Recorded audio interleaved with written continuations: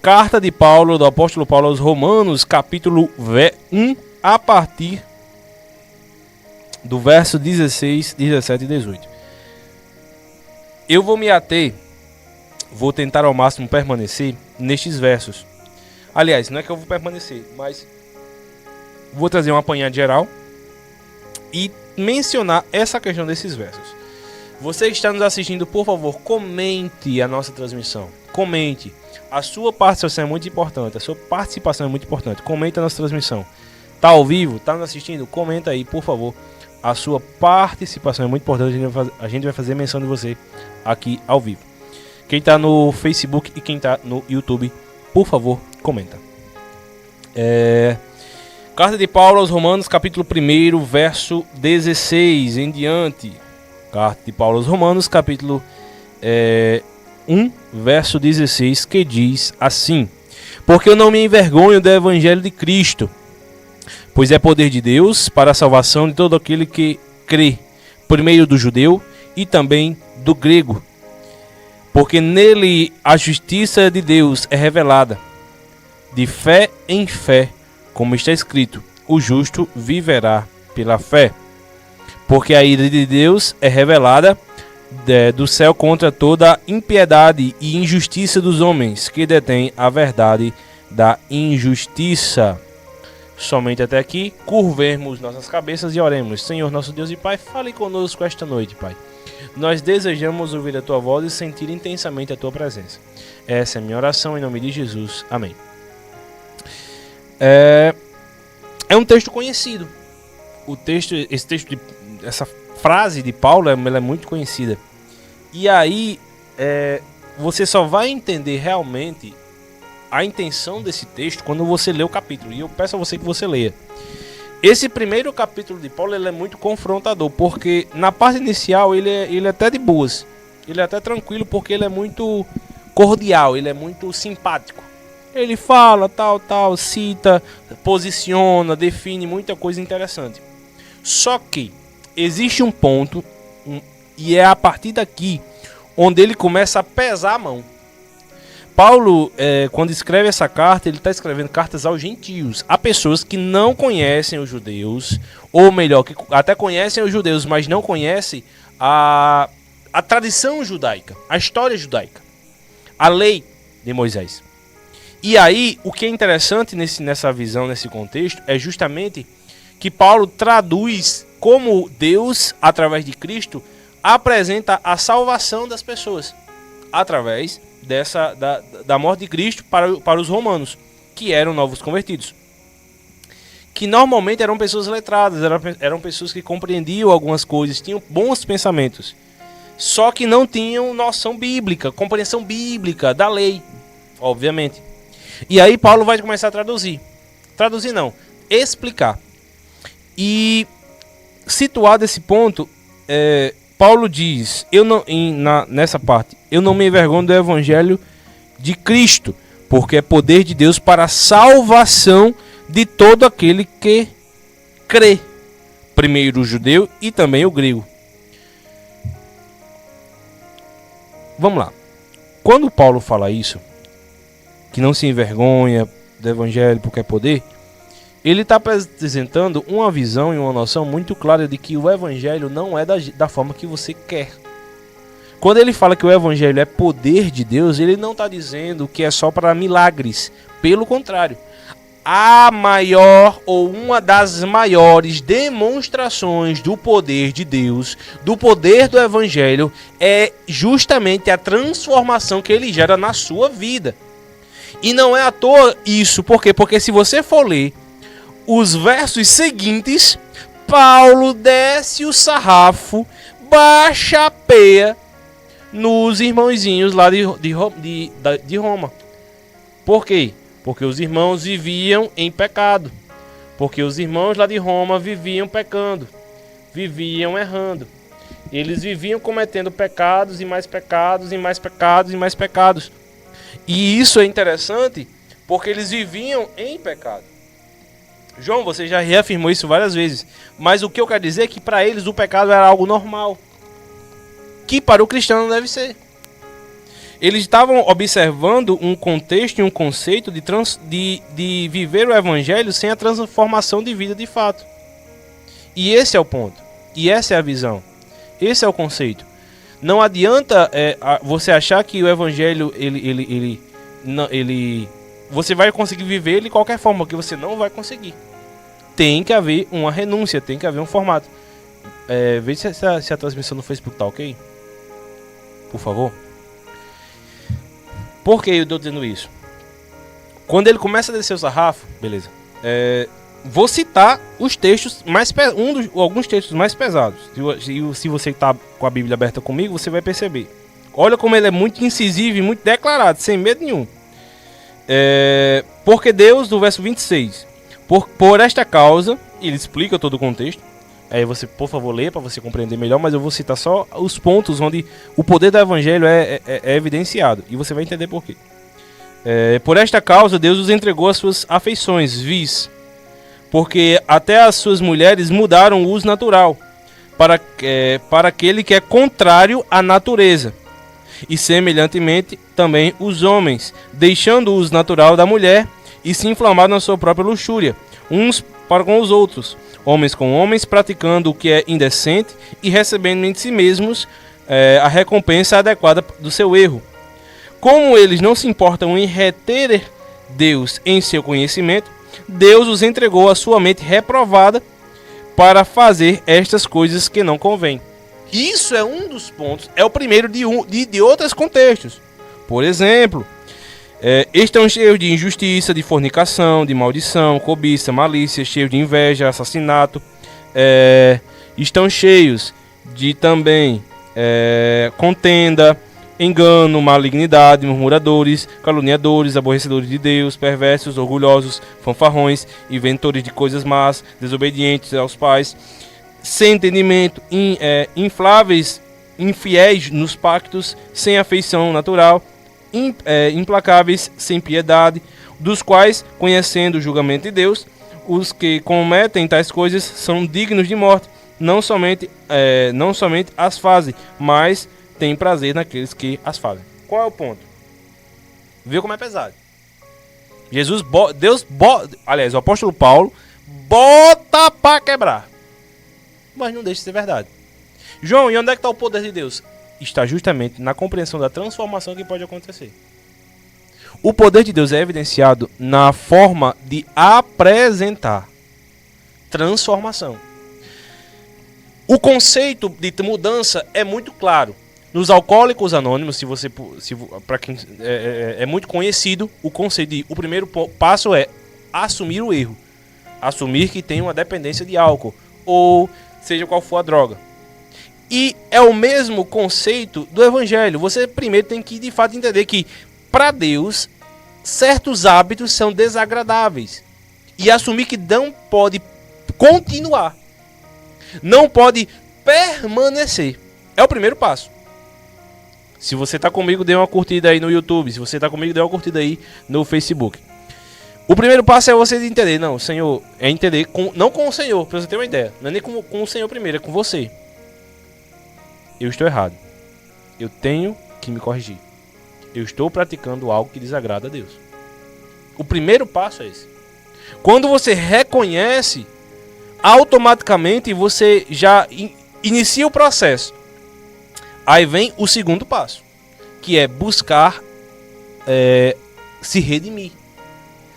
Apresentar diante de Deus, primeiro, o reconhecimento. É por isso que a palavra diz que a fé vem pelo ouvir e ouvir a palavra de Deus. A palavra é quem vai confrontar, e esse confronto vai mexer com você, que é intencional. Por quê? Porque ele quer quebrar para você a noção de certo. Porque de fato não é certo. Para Deus. Mas João, por que eu devo mudar de atitude por causa de Deus? Porque só Deus realmente sabe quem realmente é você e o que é importante para você. João, isso aí é a sua fé falando? Não. Aliás, deixa eu ser correto e coerente. Também é minha fé, mas é meu pensamento racional, por incrível que pareça. Meu pensamento racional é esse. A curtida é no vídeo, na parte de baixo, no legal, no gostei. O ponto de vista é justamente esse. Não se trata de... É uma visão racional, isso que eu quero dizer. É uma visão racional. Por quê? Porque se você for ao encontro do que Deus apresenta na palavra dele, se você for ler a palavra dele, sem nenhuma intenção de crer, mas só de observar as características de um cristão, você não é inegável, é inquestionável o quê? A noção básica de pessoa de caráter que o cristão deve ser. O verdadeiro cristão, ele tem caráter. O verdadeiro cristão, ele age com justiça, com verdade. Ele não mente. Então, o conceito básico que Cristo apresenta, que Deus apresenta na palavra dele, é um conceito de caráter correto. Caráter coerente. É por isso que a Bíblia era um livro tão incrível, porque ela mexe com conceitos espirituais, sim. Mas o peso de vivência que ela apresenta, de noção de vida que ela passa, é muito grande também. E isso é impactante. E aí vem a questão de você compreender que Deus de fato conhece você e Ele sabe o que é melhor para você. Porque Ele vai ensinar na palavra dele formas de lidar com a vida que, se você seguir, você vai ter respaldo e resultado positivo. É inquestionável isso. Se você seguir o que a Bíblia diz, sem nenhuma intenção de crer, de confiar em Deus, de ser espiritual, de ser religioso, de crer, de fato, você vai ter uma vida boa se você seguir conforme a palavra diz. Isso é óbvio, muita gente fala isso. Até pessoas que são agnósticas e tudo mais. O ponto é, se tem esse respaldo, se você não crê, imagina se você crê. Porque você vai desfrutar de algo ainda melhor. E é interessante porque o confronto que a palavra apresenta é um confronto direto com os seus desejos. Com o que está do seu mais íntimo do seu coração. Que é algo que você compreende e que muita gente compreende que deve ser realizado. Que na verdade só gera, na maioria das vezes, desconforto a você e a quem está ao seu redor. Porque hoje em dia está muito banalizado e você perceba que não é algo normal. Porque se fosse algo normal, era facilmente aceitável. Mas houve um desgaste durante vários séculos para que algo que era anormal se tornasse normal. Algo que era inaceitável se tornasse aceitável. E eu não estou falando especificamente, claramente, de questões de homossexuais. Não, pelo contrário. Pelo contrário, não. Eu estou falando de conceitos que Paulo fala adiante. Quando Paulo fala, estão cheios de injustiça, de fornicação, de maldade, de cobiça, malícia, cheio de inveja, assassinato, contenda e tudo mais. Tudo isso está banalizado, está normalizado. Que Deus não se agrada. Entenda, não existe pecados pequenos e pecados grandes, pecados pesados e pecados leves. Não existe isso. É tudo errado. É hipocrisia, é errado fazer menção de uma coisa achando que é mais aceitável que outra. E não é. Pecado, é errado e pronto, acabou-se. E aí, depois dessa constatação, o que você vai fazer? Continuar? Não, corrigir-se. Como na analogia dos alcoólicos anônimos. Quem está de fato interessado em realizar algo, vai começar a realizar. Não quer dizer que você tem que realizar imediatamente, começar com uma mudança. Se você quiser e se você acha que consegue, top. Se não, haja com racionalidade. Na sua fé, haja com racionalidade. Não, João Pedro, eu não consigo deixar de falar palavrão de uma vez. Mas diariamente eu vou tentar me corrigir. Talvez eu solte um ou outro hoje ou amanhã. Talvez seja vários durante a semana. Mas se você diariamente buscar se corrigir, vai acontecer. Vai acontecer, não tem como. Se você andar com Deus, vai acontecer a transformação. E esse é o ponto. Pai, sua irmã Giovana Tiago, Deus abençoe. Obrigado pela companhia. Nós temos que compreender com muita clareza que a vida cristã não é uma... Deus, ele não quer rapidez. A gente não vê na palavra, em nenhum canto, Deus falando, você tem que mudar rápido. Não. Olha o que o próprio apóstolo Paulo fala no texto, do verso 17. 1 Romanos capítulo 1, verso 16 e 17, 18, veio 17. Porque nele a justiça de Deus é revelada, de fé em fé. Como está escrito, o justo viverá pela fé. João, é o justo. E o justo, aí vem a noção clara. O justo aqui não é aquele que anda exatamente praticando justiça. O justo é aquele que é justificado. Pelo quê? Pela fé. Pelo que crê. Pelo que confia, pelo que acredita. Agindo com noções religiosas no conceito de crença, na visão de crença, agindo pelo que crê. E esse é o ponto. Quando ele fala que o justo viverá pela fé, é porque o justo, aquele que é justificado, não que age com justiça exatamente, também, mas não, ele não está falando de atos de justiça, ele está falando daquele que é justificado pela fé, que por Cristo, por crer em Cristo, é justificado, liberto do pecado, liberto de seus desejos. João, você está falando muita religiosidade. Eu estou falando Bíblia, que é poder de Deus. Se você quer, de fato, sentir, perceber e viver o poder do Evangelho, você precisa praticar. Não tem como viver o Evangelho viver o poder do Evangelho sem praticar. É impossível. Você só vai provar do poder do Evangelho através da transformação. João, você está dizendo que para eu falar em línguas, muita gente entende que é uma demonstração de poder. Falar em línguas, profetizar, curar, eu tenho que viver o Evangelho? Exatamente. Exatamente. É exatamente isso que eu estou dizendo. E não é viver o Evangelho como muita gente está vivendo, de aparência. Ontem o pastor... Nossa, se eu me lembrar eu começo a chorar. Porque ontem, a pregação de ontem foi muito... Para mim, foi muito consoladora. Foi muito consoladora porque a gente sempre faz parte do cristão as dúvidas. João, sim, faz parte da vida cristã ter dúvidas. Faz parte, sim. Nossa, é mais normal do que você imagina. Achar que tudo que você está vivendo é uma loucura. Achar que não faz sentido. Pensar que está perdendo seu tempo. Pois é. Achar que Deus não existe. Porque de fato Deus não existe. Deus é. A existência é algo que tem início. Deus sempre ouve.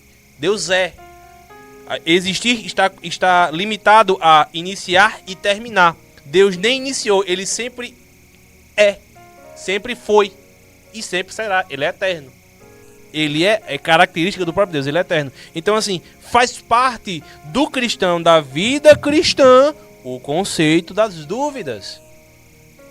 É normal ter dúvidas na vida cristã. É normal, é normal. O grande problema é você não buscar resposta para essas dúvidas. Mas João, não é normal? Sim. Porque a dúvida, ela confronta. Mas isso aqui, por quê? O problema é quando você aceita as dúvidas e ignora elas. Ou melhor, só aceita. Não tenta ao máximo resolver essas questões. Não busca um pastor, não busca um irmão que possa saber um pouco mais para tirar as dúvidas. O grande problema é que a gente se acomoda com até as dúvidas. E não vive o poder de Deus. Não vive a noção do poder de Deus de fato. Por quê? Porque é isso que transforma. É quando você se depara com um evangelho cheio de confusão. João Pedro, o evangelho cheio de confusão? Sim, porque é espiritual. O ser humano carnal não sabe compreender. O homem carnal não discerne o homem espiritual, o conceito espiritual. Só quando você se permite ser impactado por Cristo, viver algo diferente, você prova o poder de Deus. Através do evangelho. Através do evangelho de Cristo. E aí, como ele fala, é de fé em fé, é de fé em fé, e é de fé em fé, é dia após dia, é dia após dia. É você, hoje errei, amanhã eu vou fazer de tudo para não errar. Onde é que eu errei hoje? Então, eu errei num vídeo que eu vi no Instagram, vou passar menos tempo no Instagram. Não, hoje foi numa foto que eu vi na transmissão ao vivo de alguma coisa. Não vou mais dar brecha a isso. É na stalkeada que eu dei naquele perfil. Não faço mais isso. Entendeu? Por quê? Porque se direciona ao erro, evite. E isso Deus vê. E isso exerce poder. Por quê? Porque se trata de algo que você não faz por pessoas. Você faz por Deus. Você não faz para agradar pessoas, porque o maior erro é um dos maiores erros que o crente e o cristão tem. É de achar que tem que agradar irmão, irmã, e não tem. Você tem que agradar a Deus. É a Deus. Quem te salva é Deus. Quem te justifica é Jesus. Quem te consola é o Espírito Santo. É pra Deus, meu povo. Então por que tu fica dificultando sua própria vida? Achando que o irmão vai falar, o que a irmã vai dizer. Não, pensa o que Deus vai dizer. E esse é o ponto. E você tem que ser descarado. E dizer, Senhor, isso aqui eu tô fazendo por causa do Senhor. Por quê? Porque se trata disso. A transformação que o Evangelho apresenta, a visão que o Evangelho passa, é de encontro a Deus. É pra Deus. Mas, João, eu tô pecando todo dia, João. Como é que eu vou mostrar pra Deus? Lute, guerreie, ore e confie em Deus. É assim que você vai mostrar pra ele, Senhor, então, eu tô lascado, Jesus. Senhor, se o Senhor tiver misericórdia, aí, Jesus, já era pra mim. João Pedro, é uma oração? É uma oração, por incrível que pareça. Não chamando palavrão e não sendo maligno por maldade, pedindo mal, enfim, seja sincero. Senhor, se o Senhor olhar pra mim, o Senhor não encontra nada. O Senhor não encontra nada. Se o Senhor olhar pra mim, o Senhor vira a cara. De tão errado que eu tô. E se trata disso.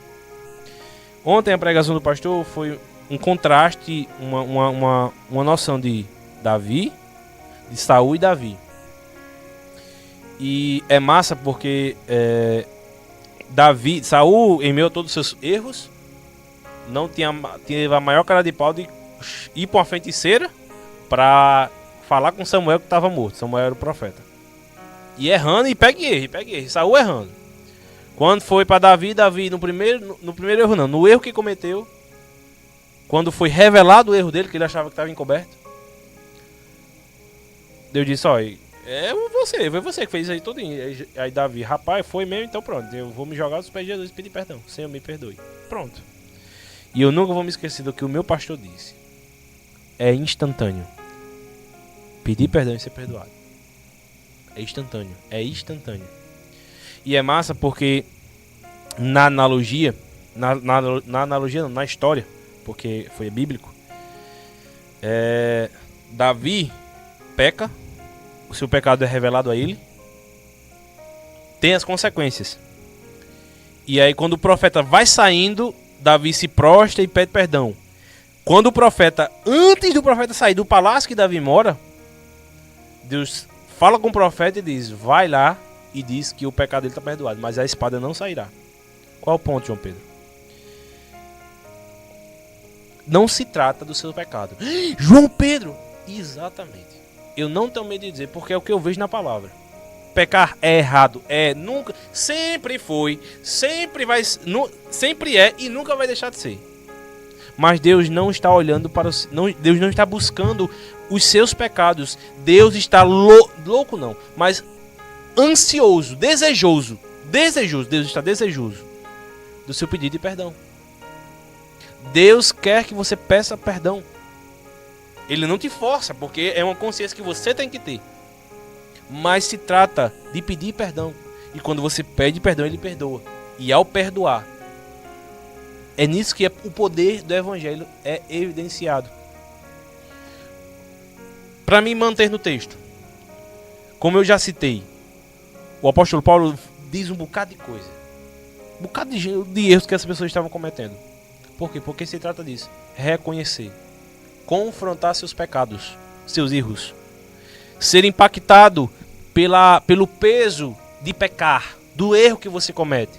Ser cristão é estar de frente diariamente com seus pecados, mas não se aproximar dos pecados. Pelo contrário, buscar resistir aos pecados. Aliás, não é nem resistir, é fugir. Você está vendo a margem para o pecado lá na frente, você passa por longe, ou você voltar pelo caminho. Para evitar, não é nem pecar para pedir perdão, mas é evitar a situação de pecar. E esse é o ponto. É aí que o poder de Deus é evidenciado, o poder do evangelho é evidenciado. Quando você evita o pecado. Quando você evita o erro. Porque você aprendeu.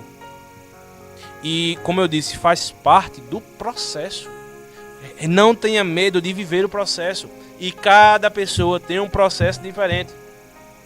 Pai do seu irmão Fagner Lourenço, de Açu, obrigado pela companhia. Não tenha medo de viver o processo diante de Deus. Porque é justamente esse processo que vai primeiro lhe conscientizar. Porque, eu já vou encerrar, pelo amor de Deus, passou bastante da hora. Qual é o ponto? O processo, ele te conscientiza de quem você é. Porque você se depara com a sua decadência de pecador, com as suas falhas. E se você olhar para Jesus por muito tempo, você começa a chorar porque você não se acha digno. É o que eu me encontro. É o que eu vejo. Eu não sou digno de nada que ele me promove. E aí, quando a gente se depara com isso, com esse conceito, com essa situação, ao se deparar com o peso da glória, dos pecados que você comete, Deus começa a te fazer compreender que em meio ao processo ele já realizou tudo o que ele poderia ter feito para te salvar. O que você vai fazer é, mediante o processo, tentar ao máximo viver segundo a vontade dele. Que não é fácil, é muito complicado, mas que vale a pena. Por quê? Porque de fato é poder de Deus. É ação do poder de Deus nas nossas vidas. O evangelho é poder de Deus, e a cada dia que você conhece mais ele transforma você, ele faz você evoluir, ele faz você se tornar uma pessoa melhor. E dia após dia, momento após momento, de fé em fé, você compreende a justiça da fé, a justiça de Deus, que é revelada de fé em fé. Olha, eu espero que você tenha compreendido. Que para encerrar de fato, João, só dá para viver o evangelho se for assim? Não tem como. João, eu tô caído, eu tô no chão. Pois é. João, eu tô sem força. Você consegue falar? João, não consigo nem falar. Você consegue pensar? Não, João, pensar eu consigo. Pensar eu consigo, pronto. Você pensa aí, pensa em sua mente, Senhor. Eu não tô conseguindo nem falar, Senhor, mas tenha misericórdia de mim. Me ajude. Me perdoe. Me ajuda a ter força para levantar, para falar, para caminhar, para me seguir a caminhada cristã que eu tô tentando viver. Faça isso. Quando a força vier, que vai chegar, porque Deus não rejeita um coração quebrantado e contrito. Quando você tiver força para se levantar ou para falar, diga: Senhor, ou então faça: Senhor, continua comigo. Senhor, me perdoa pelos meus pecados, pelos meus erros, pelas minhas falhas, pelas minhas fraquezas. Senhor, me ajuda, Pai, a corrigir, a melhorar, a evoluir meus pensamentos. E aí quando você vir, você já está caminhando. E quando eu falo caminhar, é predisposto a agir. A agir de que forma, João Pedro?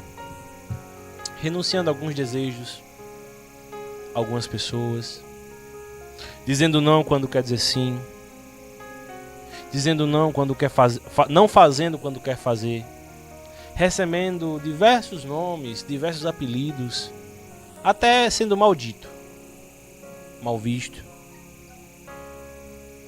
e assim continuar pelejando. Porque se trata disso. E aí quando você vir, a sua caminhada já não é a mesma. Porque a sua caminhada vai ser preenchida com apoios. João, por que você diz isso? Porque foi assim que tem sido comigo. Nas minhas orações sinceras, e aqui eu encerro, uma das coisas que mais eu pedia a Deus eram pessoas que me ajudassem. A que, João Pedro? A caminhar. Pessoas que me ajudassem a entender melhor a palavra. Pessoas que me ajudassem a compreender melhor a palavra. Pessoas que pudessem somar e não me atrapalhar. E é interessante porque Mateus está com 17, né? Com 16 eu comecei a fazer essas orações. E aí foi 16, 17, 18. Com 18 começou a chegar as amizades, as boas amizades. 18, 19. Com 20 chegou outras boas amizades. Com aí 21, 22, 23. Com 23 chegou uma pessoa que mudou tudo. Mudou minha visão de muita coisa. Com 23 chegou uma pessoa que me ajudou a desenvolver meu ministério. Com 24, hoje eu tenho uma das maiores respostas de oração. Que eu iniciei, eu fiz uma oração e depois não fiz mais. Porque eu disse, Senhor, eu confio em Ti, nesse quesito. E aí, hoje, eu tenho a resposta, acredito eu que é a resposta de oração. Cada dia mais eu tenho acreditado que é a resposta, que é o que Deus tem preparado. Por quê? Porque eu não tinha nada. Como assim, Gilberto? Eu não tinha nada? Eu não tinha experiência. Com 16 anos, eu não sabia o que era Deus. Sem medo. Sou de berço cristão, mas eu não conhecia Deus até os 16. Com 16, eu comecei a conhecer Deus. E quando eu comecei a conhecer, de fato, eu entreguei a área que mais pesava, uma das áreas que mais pesava na minha vida. Entreguei. E depois de 16 anos, ou melhor, e depois de 9 anos, Ele me responde e me entrega aquilo que eu orei uma vez e não orei mais. Por quê? Porque eu disse, Senhor, eu confio em Ti. Tá aqui. E coloca em Tuas mãos. E aí é interessante porque, como eu disse, eu não tinha nada. O que eu tinha era fé. Pronto. O que eu tinha era fé. Eu não tinha experiência, como eu disse. Não, ninguém chegou e disse, João, eis que o Senhor... Não teve isso. Não teve promessa. Deus não me prometeu nada. E eu não digo isso com vanglória nem com orgulho. Eu decidi confiar em Deus. Senhor, eu confio em Ti. Entrego em Tuas mãos essa situação. Foram 9 anos, 16, 17, 18, 19, 20, 21, 22, 23, 24. 9 anos. Foram 9 anos de espera. 9 anos de dúvida. Mas da forma que está acontecendo, eu só tenho que dizer uma coisa, valeu a pena. Tá valendo a pena. Esse é o poder do Evangelho. É o poder de você entregar. E essa entrega por fé, por confiança, sem margem nenhuma, ser correspondida, independente do tempo. Pelo contrário, Deus agiu no tempo, porque nesse tempo eu aprendi tanta coisa, eu guardei tanta coisa, e tá sendo incrível. Enfim, é o poder do Evangelho. É o grande poder do Evangelho. Que o meu profundo desejo do meu coração é que mais pessoas possam provar disso. Por quê, João? Porque assim, as experiências que eu tenho são minhas. E Deus não vai fazer na vida de outra pessoa o que Ele fez na minha. Mas João, Deus pode. Sim, Deus pode, mas Deus não quer. Hã? Deus não quer? Não. Ilusão é achar que Deus quer fazer do mesmo jeito com todo mundo. Porque Deus não faz assim. Deus faz de uma forma particular. A forma que Deus age na minha vida não é a mesma forma que Ele vai agir na vida de Mateus. Pode haver coisas parecidas, mas nunca vai ser do mesmo jeito. Por quê? Porque tem que ser único, vai ser único. E esse é o ponto. É de uma forma única, específica, que é o que torna tudo mais excelente e mais especial. Então assim, entenda isso. E busque viver a sua vida com Deus. Porque é a sua vida com Deus que vai evidenciar e você vai poder conhecer o poder do Evangelho.